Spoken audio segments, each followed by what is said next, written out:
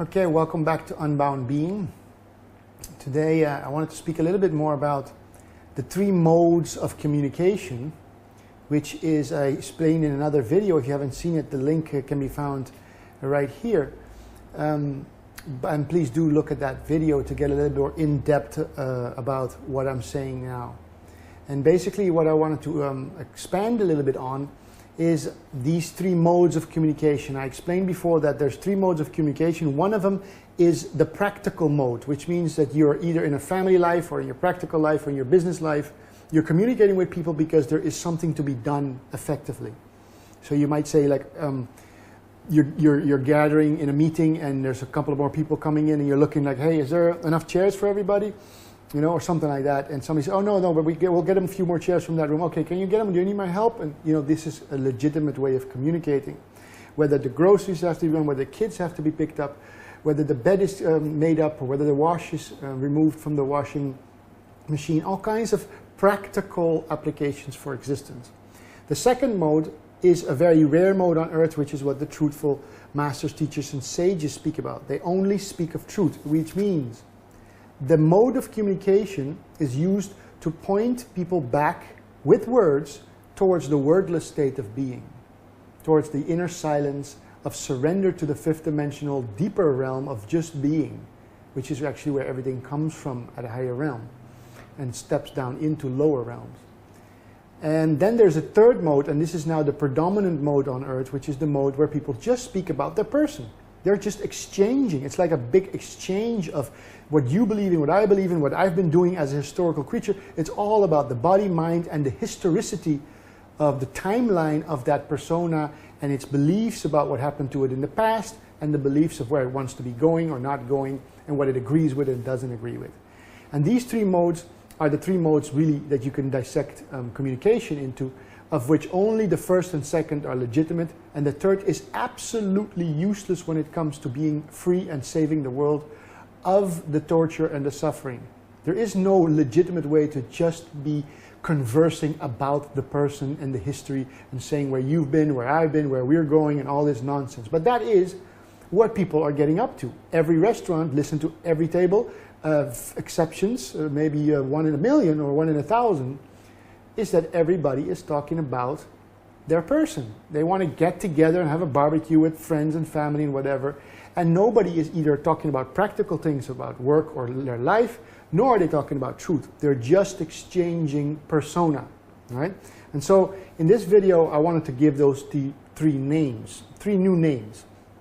And basically we know SatSang. For those who are in the realm of discovering their true nature or returning to their true nature and disidentifying from that persona, that false identity, that mind and emotion and all the historical nonsense that torture people because they keep thinking and thinking about things that are not here. For those who have done that, they know SatSang. And SatSang comes from a word, a combination of two words, I think the Sanskrit origin. And Sat means true or truth, and Sang comes from Sangha or company. So SatSang is in the company of truth.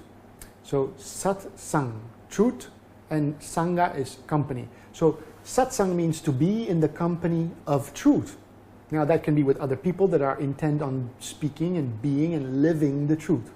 So to go to a SatSang means that the teacher, the master, the guru, the whatever you want to call them, the one that's leading the SatSang usually, is somebody who can hold that space of truth and doesn't divert to any other lower level of communication, which is untrue. So SatSang means to be in the presence of truth. Now, the other practical aspect of communication that I said about doing things could be called PractiSang, which is the practical aspect of existence where you have to do, you have to clean, you have to shave, you have to shower, you have to eat, you have to clean your house, and you have to go to your work, and you have to do certain things where they're practical. They have to be done, but they don't have to be thought about. They don't have to be really, most of them don't have to be really extensive and complicated things. You just take a few brain cells to do.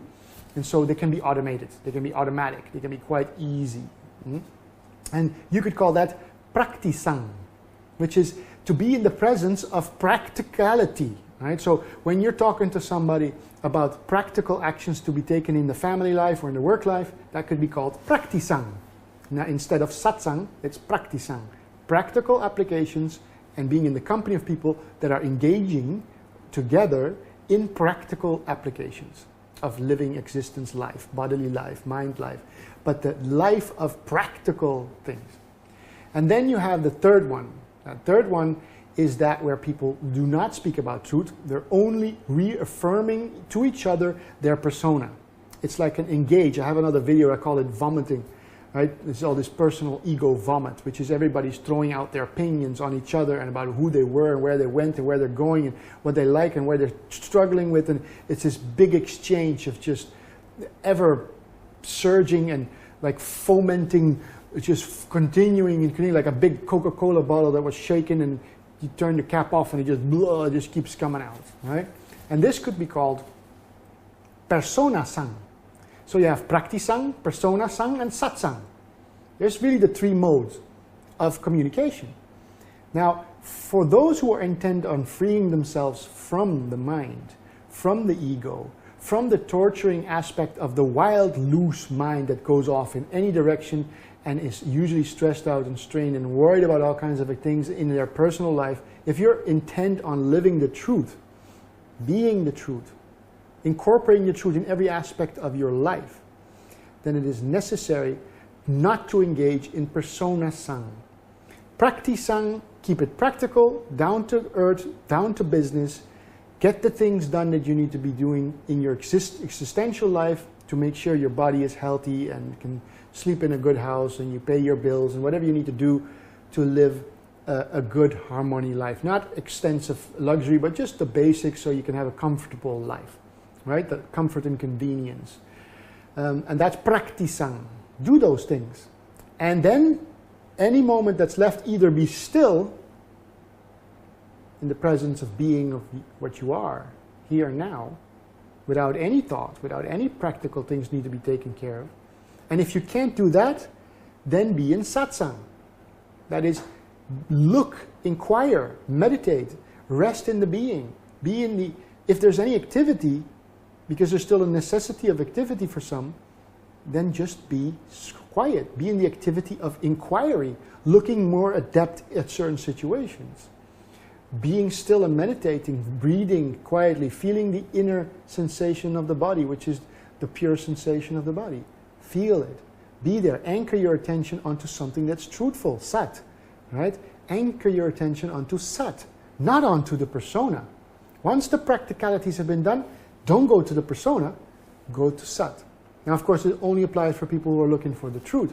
But too many people these days are going to SatSang or are doing certain activities or going to retreats, pretending that they really want to be free, and many of them do, and then yet they spend hours a day in PersonaSang, the activity of engaging in themselves and with others, right?